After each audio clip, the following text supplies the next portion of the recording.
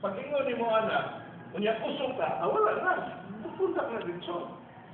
Okay, same with front. Kung di mo pala guyod, recover na siya by stepping forward. Diba? Hinusay mo. Oh. So what do you need for outbalancing sa atubangan? No? Oh? Gamay na. Outbalance na. So why do you have to overdo? So, kung magkuha ka, surprise comes from your good kusuchi. Pag yun, anak ka rin, wala na. So, not overdo, not underdo. So, that means kumikata is important, the use of the hand. As instructed, ini ang higpinin sa takik.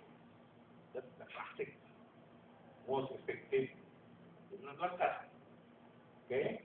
Kunya, kare, as instructed, this will be controlling lateral movement, this will be controlling vertical movement.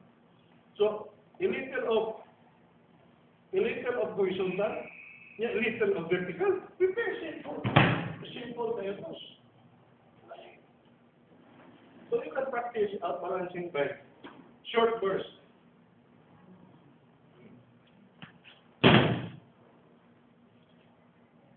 Ano ba arte na? Simple ka.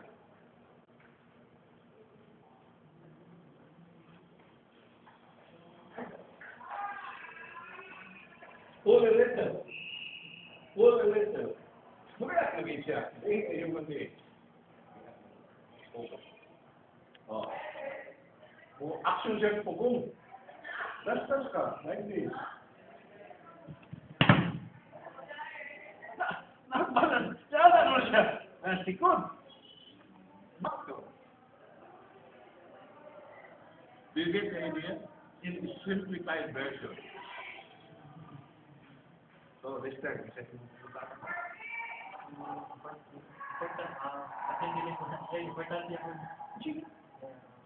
I'm here to practice at that time in order to get him in zone. Yes. Normally, the sacrifice goes with the masotemi or sotemi. Sometimes it affects into a good to it grow. Sometimes it's an inducement to coupling.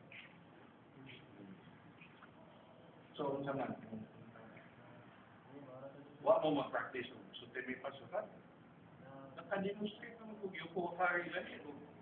Yuko kuruma? Yeah, not always Depending na sa hilig sa kuwan. Pero, in many Japanese schools, sotemi was is always a reaction of a attempt to grow. Like panalitan, masensya labay na mo frontal growth. Or even dietos. Dietos ang example. So, it goes. Oh, so sotemi was skating. Di pa ganin ni mutog pa, so naningan to. Tawa mo? Oh. Yeah, sure, Lagi. Using the momentum as its forward motion, kung mabitanin mo siya, by inserting your leg straight to the back, so normally, ang sotemi wasa is a reaction to the throw. However, you can also initiate like Judo Shihan, katong gamay. Gamay ba? Katong gamay ba? Adugan, jigugan, o tintan. Mifuni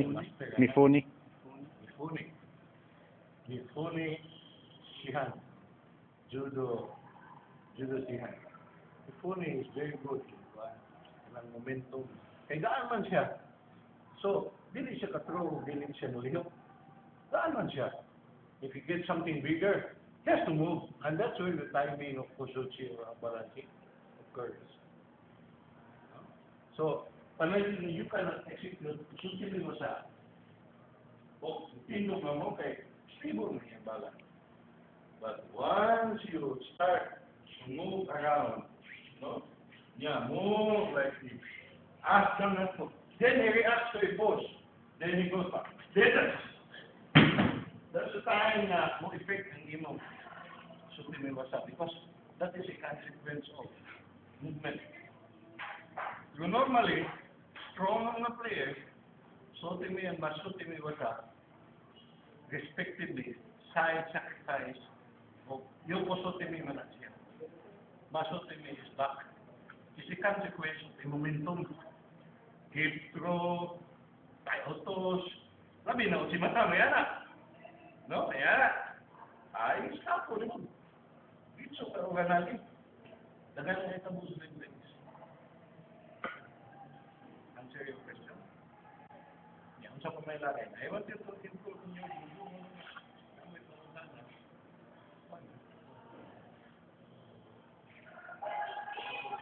Marami pa. Ano pa. Sa maalas ito.